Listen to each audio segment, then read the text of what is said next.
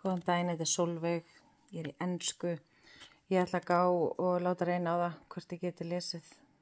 Ég búin að brjóta sála mig niður fyrir það að geta þetta ekki og ég búin að vera bara, með miklar áhyggjur og kvíða.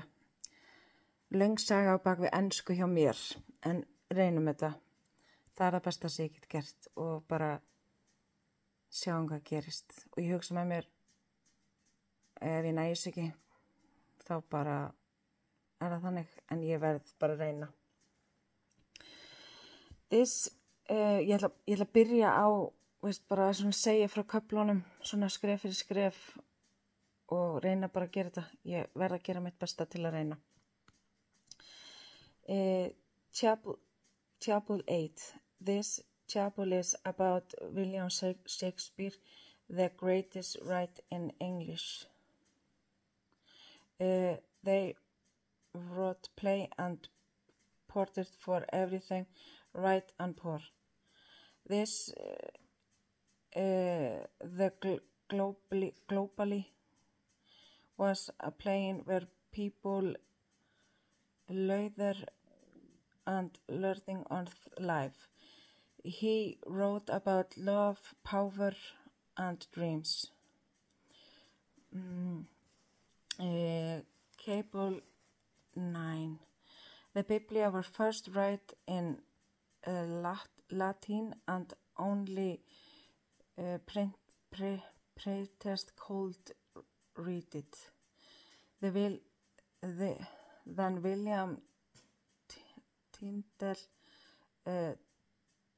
translated in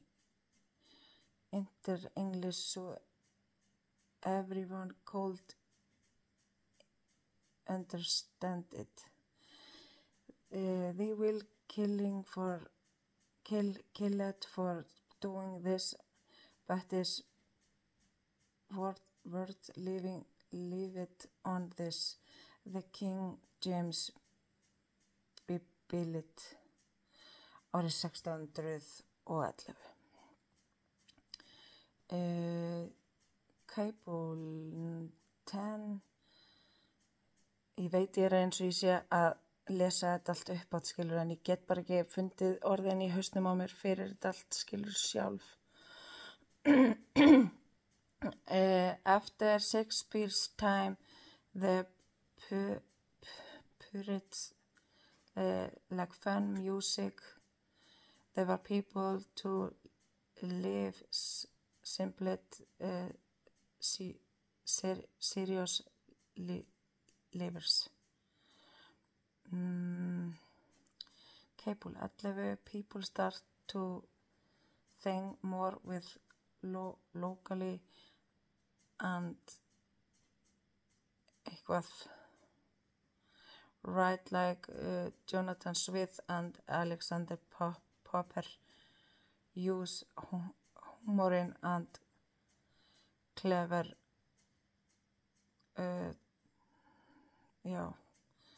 notaðu húmor og þannig. Þetta snýst náttúrulega meira og minna allt bara ástina og þannig, og þetta svona frekar flókið fyrir mig, en ég reyni eins og ég get. Cable 12. Before most story were in the porridge or play, what in 17. öld skrifað is writing a story about real life. Daniel wrote Robinson Crusoe about a man all alone on an island. Samuel Richardson wrote the Pamela and story told in letter.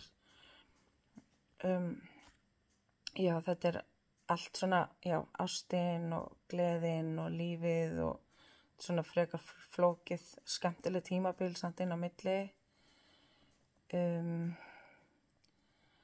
Og það var náttúrulega fyrir mörgum árum,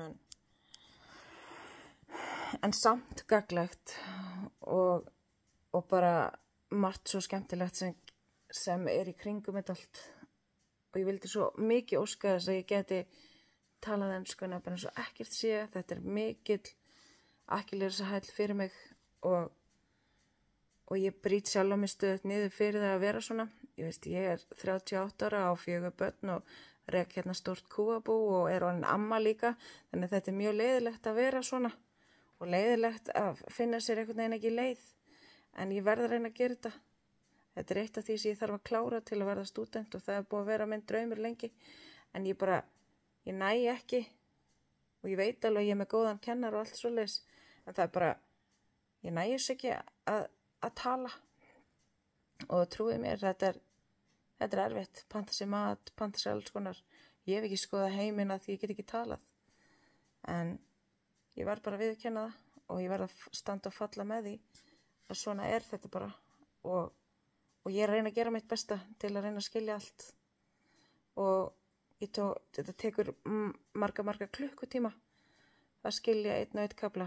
Hvort sem að þetta lesið fyrir mig hérna gegnum tölvuna eins og í byrjun eða að ég lesi sjálf. Þetta bara erfitt og mér langar svo mikið að þetta væri ekki svona erfitt.